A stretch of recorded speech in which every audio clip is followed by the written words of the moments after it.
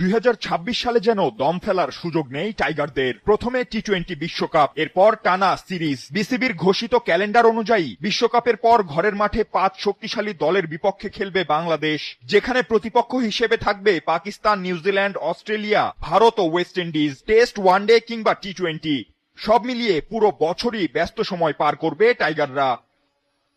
টাইগারদের ধারাবাহিক সিরিজের শুরুটা হবে পাকিস্তানকে দিয়ে। 2026 সালের মার্চে 3 ম্যাচের ওয়ানডে সিরিজ খেলতে বাংলাদেশে আসবে পাকিস্তান দল। 12, 14 ও 16 মার্চ অনুষ্ঠিত হবে 3টি ম্যাচ।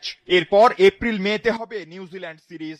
এই সিরিজে সীমিত ওভারের 2 সংস্করণেই নিজেদের শক্তি যাচাইয়ের সুযোগ পাবে স্বাগতিকরা। 17 থেকে 23 এপ্রিল পর্যন্ত চলবে 3 ম্যাচের ওয়ানডে সিরিজ এবং 27 এপ্রিল থেকে 2 মে পর্যন্ত চলবে 3 ম্যাচের টি-20। কিউই সিরিজ শেষে মে মাসেই আবার বাংলাদেশ সফরে আসবে পাকিস্তান, তবে এবার 2 ম্যাচের টেস্ট সিরিজ খেলতে, যা টেস্ট চ্যাম্পিয়নশিপের অংশ। 8 মে থেকে 20 মে পর্যন্ত চলবে এই 2 ম্যাচ। টেস্ট সিরিজ শেষে কদিন বাদেই 5 জুন থেকে শুরু হবে ক্রিকেট পরাশক্তি অস্ট্রেলিয়ার বিপক্ষে টাইগারদের 3 ম্যাচের ওডিআই যুদ্ধ, যা চলবে 11 জুন পর্যন্ত। শুধু তাই নয়, ওয়ানডে শেষে 15 থেকে 20 জুন পর্যন্ত অজিদের বিপক্ষে থাকছে 3 ম্যাচের টি-20 সিরিজও।